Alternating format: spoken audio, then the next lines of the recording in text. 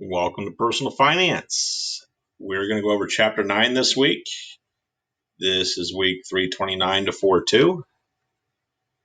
If you go to Google Classroom, which in order to find this video, you'd have to be in here anyway, you will see I put in a weekly overview, Chapter 7 test, finish, redo, complete. I reopened this up because some of you had some issues with it, so you can take another time. If you've already taken it, it is late, so you will get 10% off. However, if you didn't score well, it would probably benefit you to retake it and get the 10% off than to leave your score the way it is. But as always, I will take the highest score of the two if you retake it. So for everybody that's remote, we're going to go over this lesson in detail as always, and I've attached a formula sheet. You'll see where you need that. It is right here. It's called the help sheet, and it looks like this. It's going to have formulas in here we're going to get to because there's a simple interest paper that you're going to have to do, and it requires all of these formulas. And I'll give you some examples. I'll walk you through how to do it, and then you'll be on your own to complete the rest of it. So back to Chapter 9 overview. We're going to go over costs of credit. You can read the introduction. We're going to go over 9.1. We're going to go over 9.2. You're going to do the vocab and lesson reviews on your own, the chapter review on your own, summary and assessment if you need extra help. And then we're going to go over credit report, credit score, credit terminology, credit laws, the simple interest worksheet I was talking about, installment interest, adjusted balance, previous balance. I made those practice. So while I'm in class, we're going to go over this and we're going to go over it on the whiteboard, but I'm not grading it. So the only paper that you need to do for grading purposes is simple interest. And then you're going to have a video that you need to watch in chapter. It's called Fixed versus Floating Rate. So that is your overview in Google Classroom. Let's go to the ebook. If we look at the lessons inside the ebook, you'll see down here there is an open-ended versus revolving credit video and a fixed versus floating rate video. Then this I'm actually not grading anymore, so don't worry about it. It's installment interest. We did that, or we're doing that together in class. Adjusted balance method, previous balance method, like I said, they're just practice worksheets if you want to do them. Looks like some of you have already done it. Most of you have already completed this review. This is a recap since this is the end of the week, just to make sure everything is on track. As always, you can open your book side by side with anything you are doing and go to the chapter, which is up at the top left. As soon as it opens up, and you can open up chapter 9 and go through it page by page and use it to help take the test, use it for vocabulary, use it for the review. I've told you before, I am not interested in you guys memorizing everything in personal finance. What I want you to be able to do is look up what you need, whether it's how to buy a car, how to get insurance, best insurance rates, buying a home, renting an apartment. I want you to be able to find the information. And that's what I stress the most this whole semester is being able to find the information when you need it and knowing which you need to know what you're looking at. So that's the whole purpose of this class, is to get you familiar with it and know how to find it, because you're going to use this the rest of your life. All right, so I'm going to close out the book here. We're going to go up here to the reading activity for 9.1.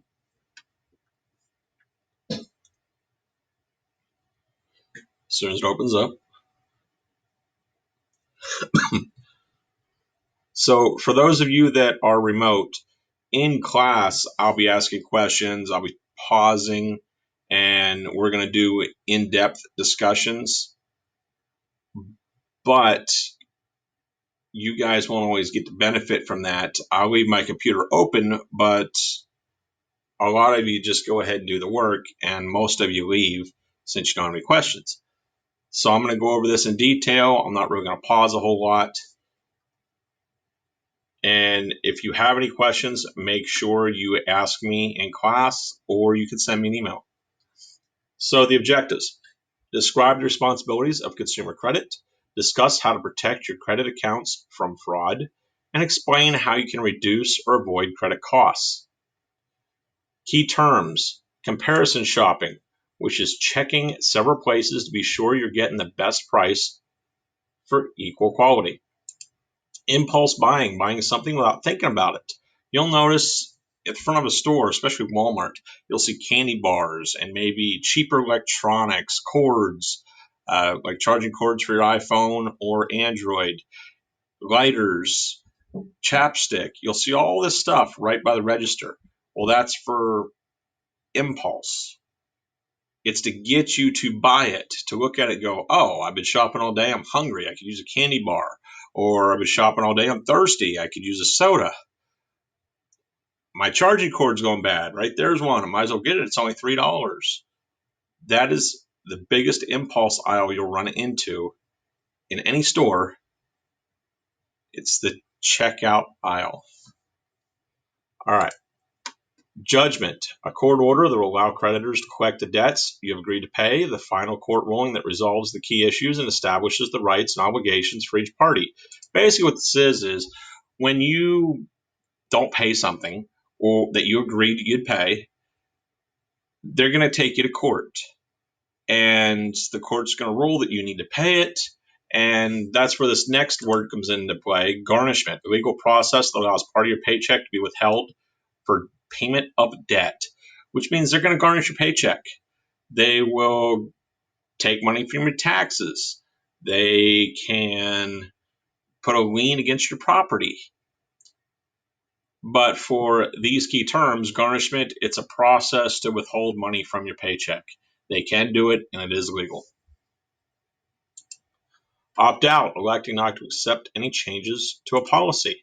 If you opt out of a credit card policy change, which you can do, the credit card company is going to terminate your credit card since you do not agree to those changes. Encryption, a code that protects your account name, number, and other information by making it unreadable to others. If you ever work for the government, like all you know, I'm retired military, we have encrypted flash drives, which means it's very, very hard to get into them. And when I worked for the Department of Homeland Security in the intelligence sector, everything we do is encrypted. You need codes, passwords, etc., to get into anything we were doing. Phishing, a scam that uses online pop-up or email messages to deceive you into disclosing personal information.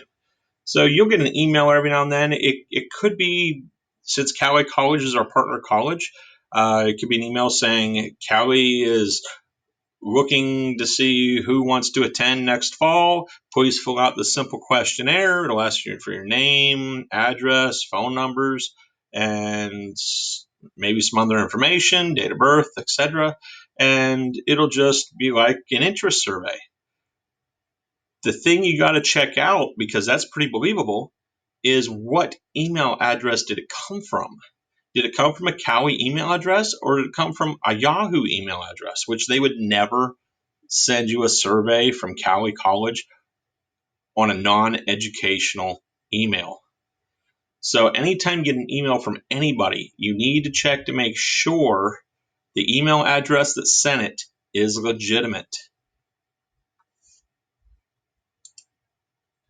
Unused credit, that's the remaining credit available on your current accounts. So if you have a credit card that has a max uh, credit limit of $2,000 and you have $1,000 worth of charges on it, your unused credit is $1,000 because you have $1,000 worth of charges, $1,000 left available to equal your $2,000 for your credit limit. Rewards program. So you need to keep these separate. A rewards program and a rebate program are pretty similar. So you need to separate these. A type of credit incentive program in which you earn points, cash back, airline miles, or other special awards that you can redeem at a later date is a rewards program. A rebate, a type of credit incentive program in which you get back a portion of what you spent in credit purchase over the year. So that's the biggest difference. A rebate program, you get a portion of what you spent back over the year. Rewards program, you can get points, cash back, miles, or other special awards that you can redeem at a later date. Rebate over the year, rewards at a later date. All right. As we go into this chapter, I'm not going to read this whole thing because it would bore you. So we're going to go over some highlights. Responsibilities of yourself. As a credit user or debtor, you have the responsibility to yourself to use credit wisely. That is very important. A lot of people get in trouble with credit cards, especially younger people. Comparison shopping. Comparison shopping is great. You can do it on your phone nowadays. When I was a kid, you couldn't. When I was a kid, you had to look through different magazines or physically go store to store. And my parents used to go store to store to save a couple dollars. Well, the amount of gas you're going to use to go store to store to save only a couple dollars is really not worth it.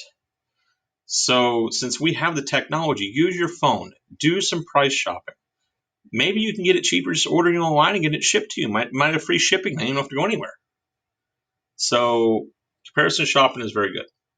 Impulse buying. If I pick something up that is technically an impulse buy, and I never do it at the checkout, I'll keep it in my hand around the store and I'll think to myself, do I really need this? And most times I don't, so I'll put it back. We went over a judgment. We went over a garnishment. Creditors' responsibilities to you. Inform customers about all rules and regulations. They have to inform you of that. They have to tell you what your APR is going to be, your annual percentage rate. They have to disclose any special information also. Informing customers about all rules and regulations such as minimum payments, due dates, etc. Credit policies, fees. They have to tell you this. The Truth in Lending Act requires it. It might be very, very, very, very small print, but they have to disclose it to you.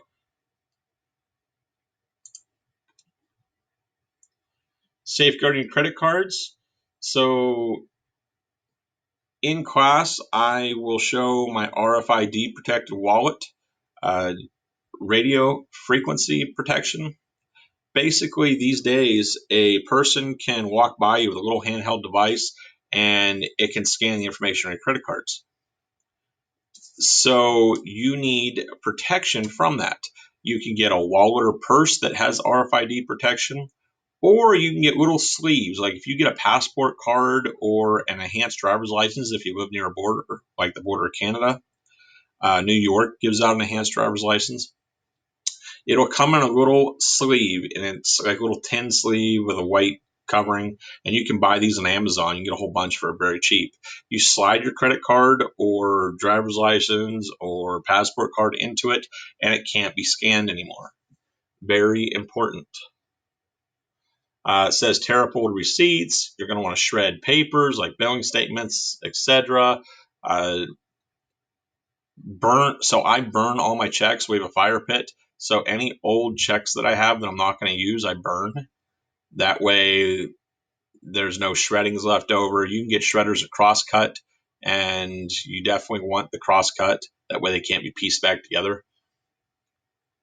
Protecting your online accounts. Encryption is very helpful. We went over encryption. We went over phishing. We went over unused credit. My rule is I use credit cards all the time. I don't use cash hardly ever. But I only spend on a credit card what I have in cash because I pay my credit cards off every month. So, like for instance, last month I probably spent $15,000 on my credit card, and that's a real number. And this month I'm gonna pay the $15,000 off.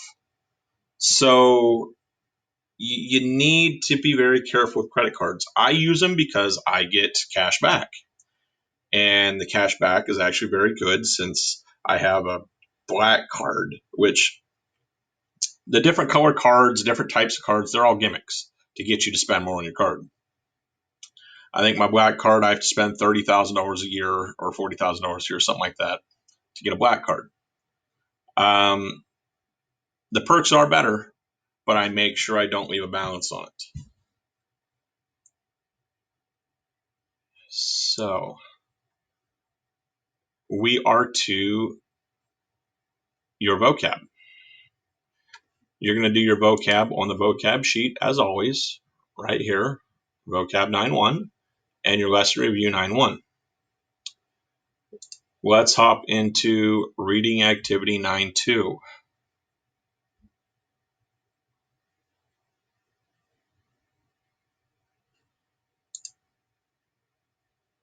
All right. Why credit costs vary. So we have prime rate. The prime rate is the interest rate that banks offer to their best business customers, such as large corporations. Good credit gives you prime rate and spending a lot of money. A fixed rate loan is a loan in which the interest rate does not change, doesn't go up or down. Variable rate is an interest rate that can go up and down with inflation and other economic conditions.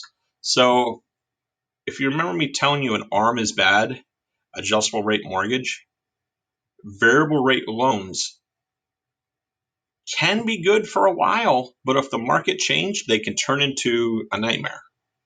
So I try to stick with fixed rate loans, especially right now. You can get housing loans for 2%. So a fixed rate loan is fantastic because you always know what you're paying. All right. Simple interest. Simple interest is computed only on the amount borrowed without compounding. Your formula, like I gave you that formula sheet, interest equals principal times rate times time. Principal is the amount you borrowed. Rate is the percentage of interest you will pay on a loan. Time is the period during which the borrower, you as a borrower, will repay your loan. So, for example, if they say you owe $50 a month for 12 months, your rate will be calculated in that $50. Your time will be the 12 months.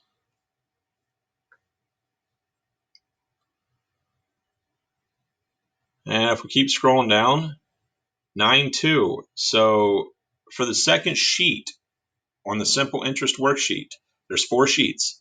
The first one, you're going to use this formula right here. I equals P times R times T. On the second sheet, you're going to use P equals I divided by R times T.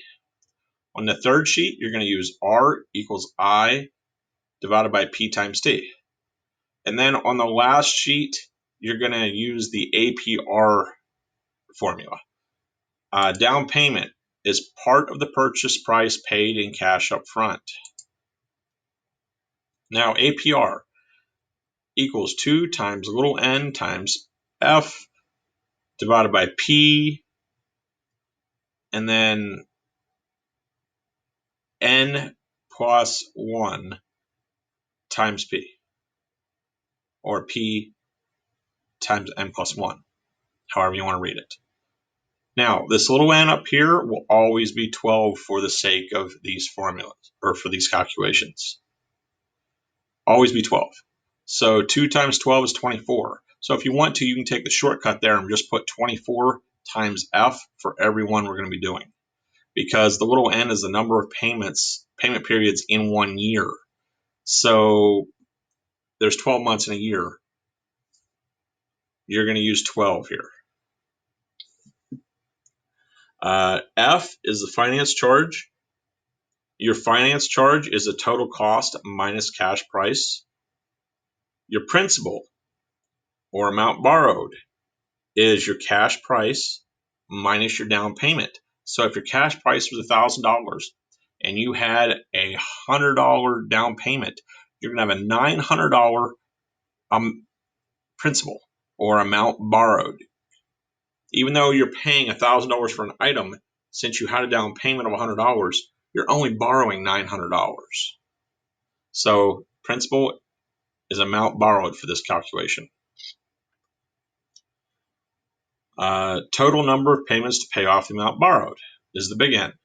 So if you are paying 12 monthly payments, you're going to take and put 12 where the big N is there, plus 1, which is 13, times your principal, or amount borrowed, right here. So if we look at this, we see 2 times 12, which, like I said, 12 months worth of payments, and they got 92 for the finance charge. Remember, finance charge is total cost minus cash price. So total cost is going to be $100 down. They will pay 12 monthly payments of $66 each. So you're going to take 12 monthly payments, so 12, times 66, which will give you 792. Then you put $100 down payment. So you have to add that back in because you did pay that.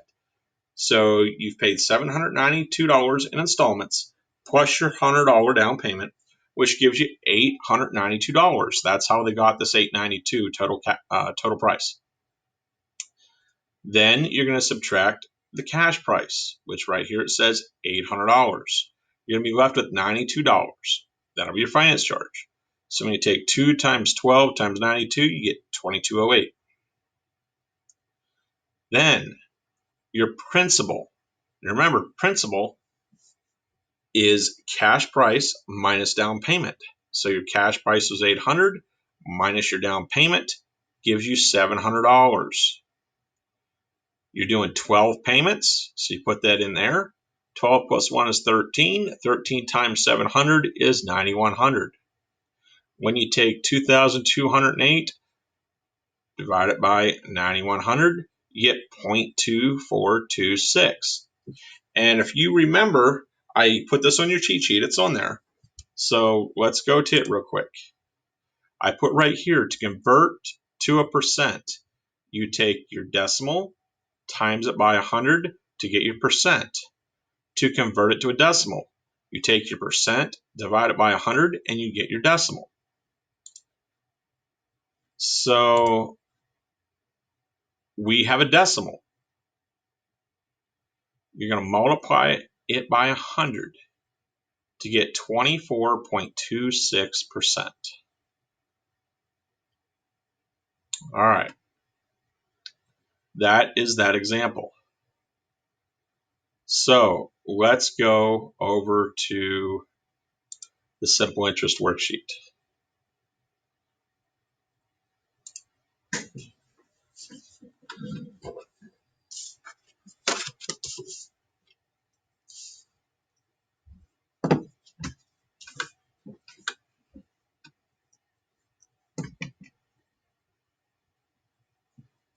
Start the assignment now.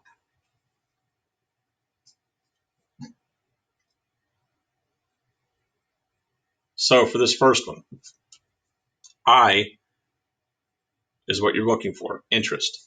So your formula for interest is I equals P times R times T. So 500 times 0.08. Remember, if you have a percent, you need to convert it to a decimal.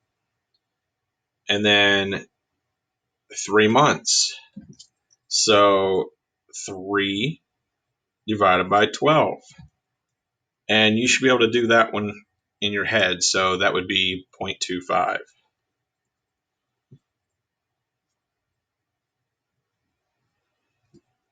And then you'll put your answer in here.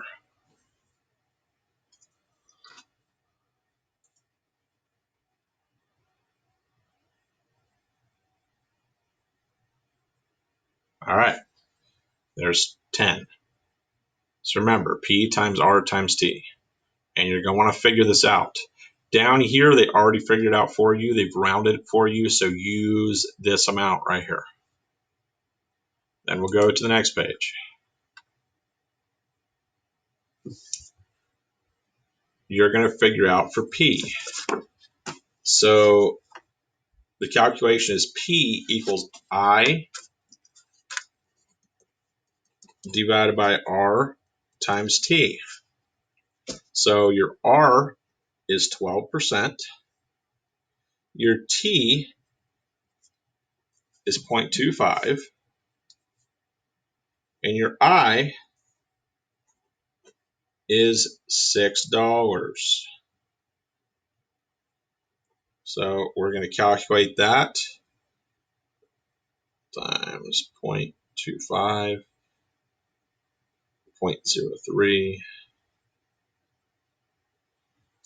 So 6 divided by 0.03. So we have $200.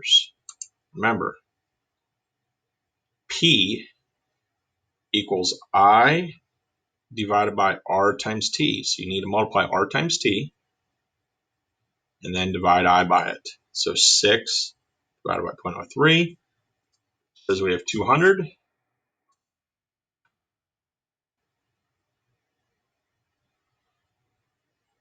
That is correct.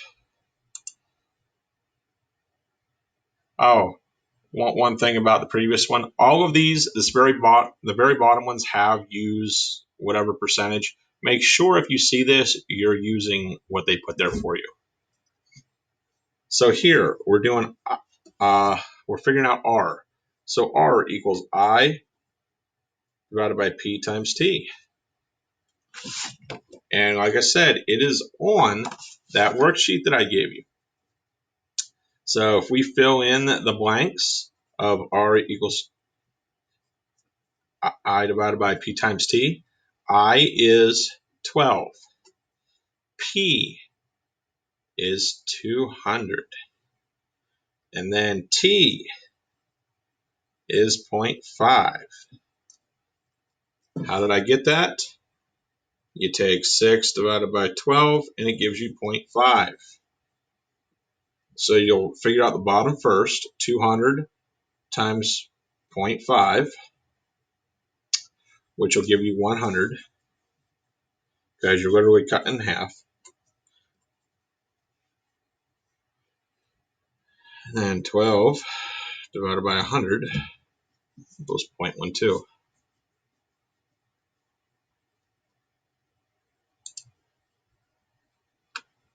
And then you'll put that in here.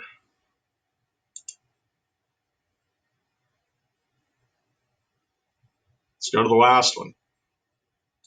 This one,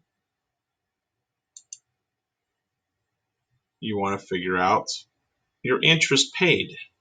So your interest paid is going to be the total amount you paid minus the amount you borrowed. So 58 minus 50 is 8.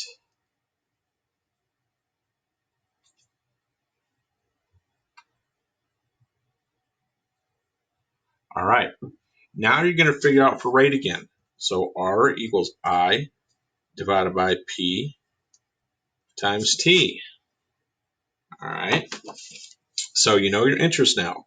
So 8% interest, which is 0.08, divided by,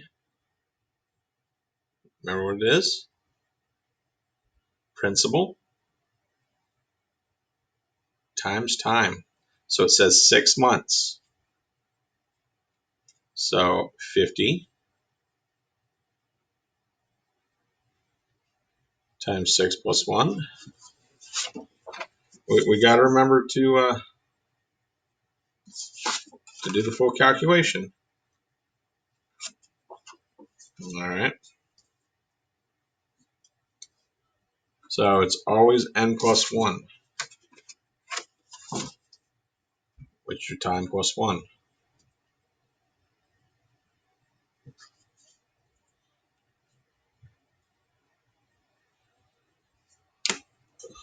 And then you're to figure that out. Down here, this is a separate problem from this. If you borrow $800 at 18% for 11 months, how much total interest will you pay? So you're going to figure that one out too.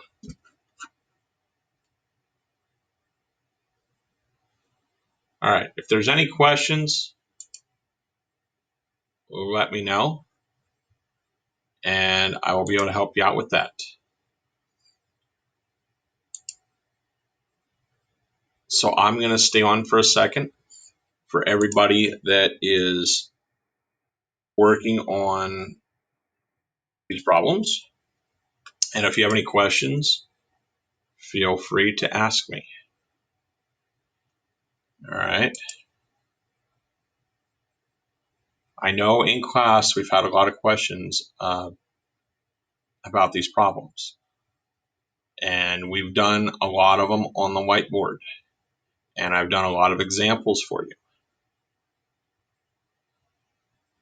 So we want to make sure we are completing this properly. And this is graded,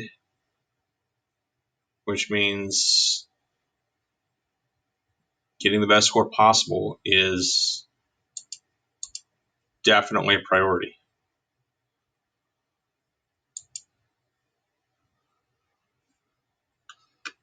Let's see here. This has been one of the biggest hangups right here, not using these decimals. So you need to make sure you are using whatever they give you.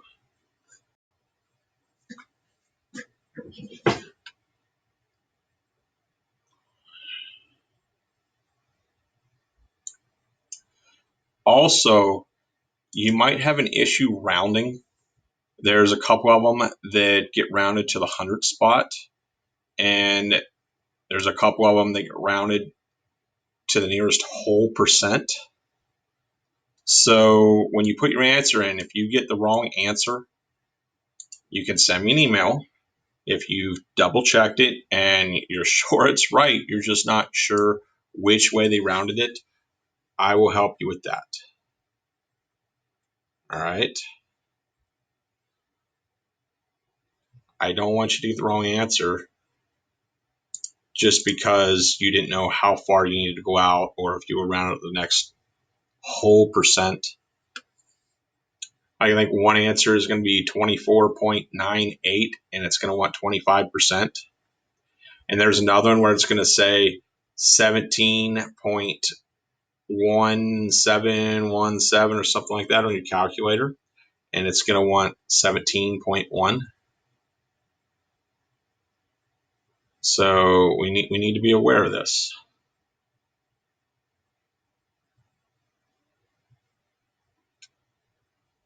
All right. And I did one of these so fast, I actually forgot to do time plus 1. So I'm going to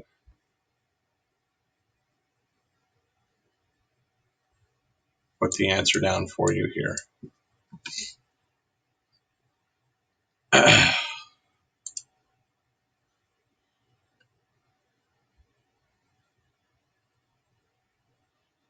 All right. So this one is 12%.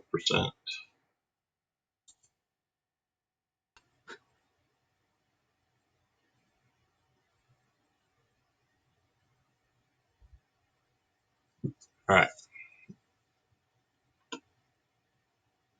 I haven't seen any questions, so I'm going to go ahead and cut this video. I just left it open just in case you had a question that might help the class out. Because a lot of places where you're going to stumble, other people might stumble also. And it might be something that is very common, but we haven't had any yet. So if any come through email or in class, I will let you all know. That way you don't get frustrated with an issue that everybody else had. Have a great day, and I will see you guys later this week.